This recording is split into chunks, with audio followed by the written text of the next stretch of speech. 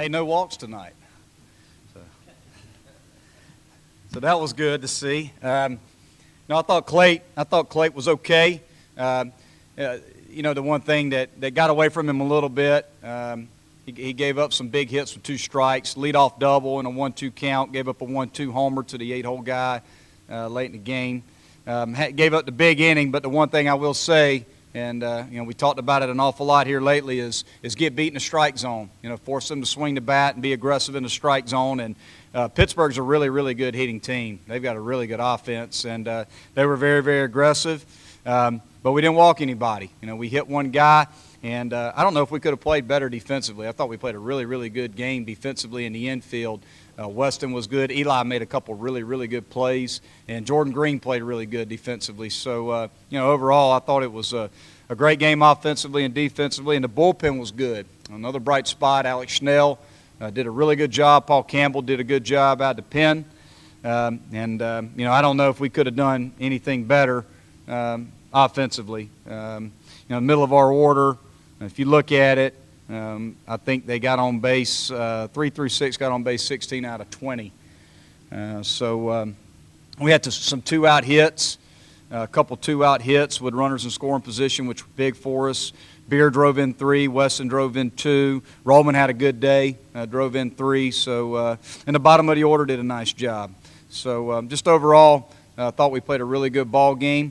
And we're going to need to show up ready to go tomorrow because their starter tomorrow is one of the best in our league. You talk about the middle of the order there. When those guys are hitting that way and being on base that way, it's almost impossible to keep you guys up. Because the pressure they put on pitching.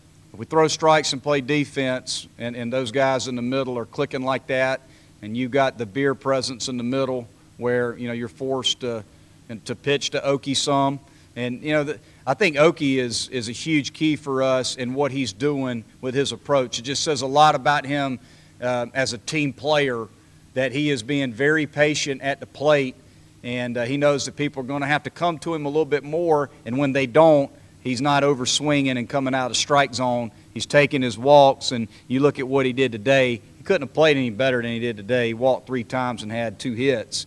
And that's what happens when you got a middle. When you got a middle that can really swing the bat, and if they try to pitch around Seth, they got to deal with Weston.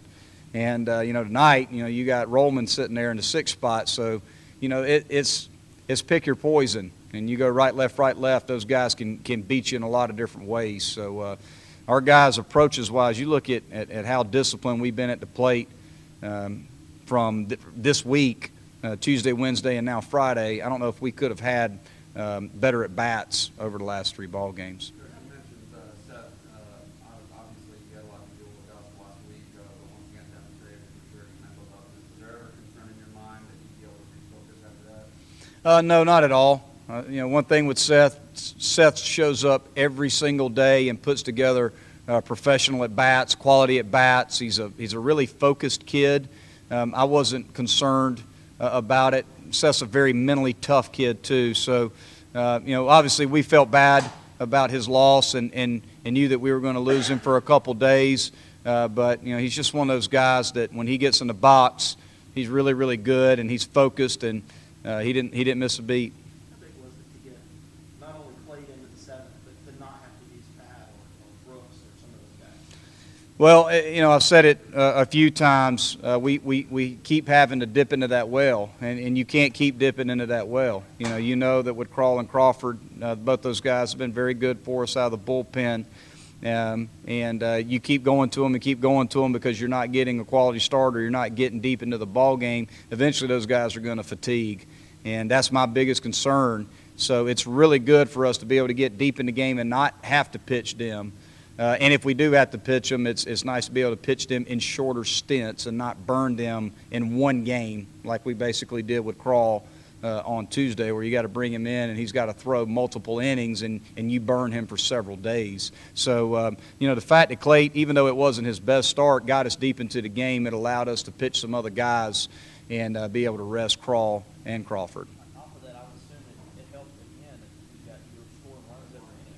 And that No. kind of takes a little bit of pressure off too as far as that is concerned. Absolutely. The fact that we're scoring a lot of runs allows our pitching staff to be super aggressive, over the plate. and it definitely helped for sure. You know, you scoring that many runs, and you don't necessarily have to go to a Crawler, to a Crawford. And Schnell's been good for us out of the bullpen, so I thought, you know, being able to get Schnell and a guy like Paul Campbell's got some of the best stuff on our pitching staff, so it was very nice to be able to get both those guys in the game, and they threw very, very well. How about Reed today?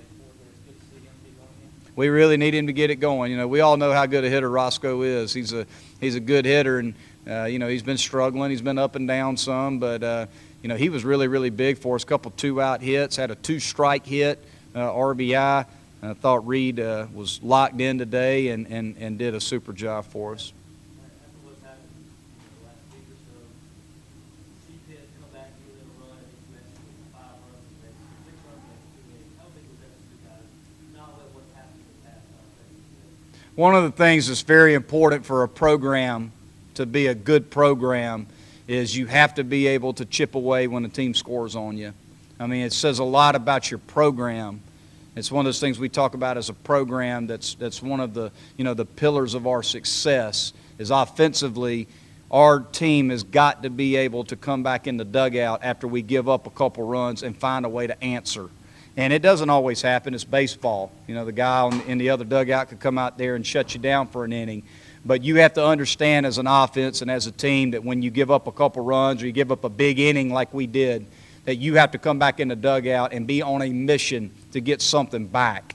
And I think our guys do a good job of understanding that, hey, we got a good offense. We just gave up 3, 4, 5 runs. We got to get back in here and find a way to chip away and score a run or two. Get something back. You've got to get something back because there's nothing more frustrating to a team when you score 3 or 4 runs and then the other team comes in there and scores 2. Nothing more frustrating than that. You always look for that shutdown inning, as we call them. When we score a run or 2, let's go out there and throw up a 0. That really hurts that other dugout. They tend, you know, sometimes you tend to lose a little hope when that happens. So it's good to see our guys be able to do that. 6 different players with 2 more hits tonight. Is that the best game that you've had top to bottom innings? I think it's probably the most complete game that we've had offensively and defensively. Yes.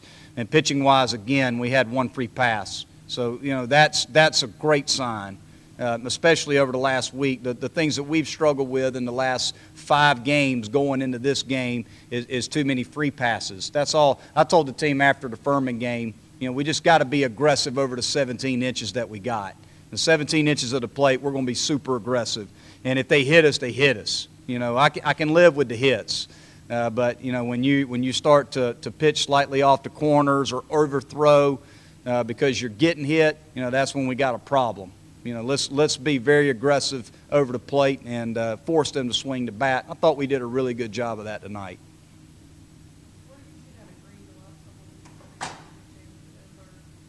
Well, you know, we just needed to get him some reps there. I think we kind of had, we've been talking about it, you know, before this week. So we've been working at it a lot.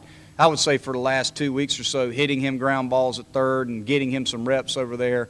It's very difficult sometimes for an infielder to go from one side of the field to the other. You know, it's completely backwards. You take a ground ball at third versus second, or it's different. It looks totally different. So, you know, I wanted to make sure that Jordan just was ready and had plenty of reps at third before we made that move and put him in there. One thing about Jordan Green is a very confident young man.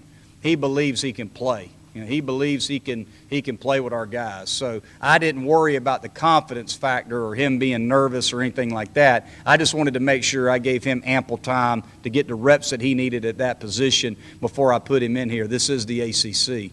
You know, you don't just stick a guy over there. You know, you got to get him ready because you know the competition level is going to be great. So, but he is a very confident kid. He's a competitive kid. He swings the bat, and he's played really good defensively so far. So I like what I've seen out of Jordan a lot.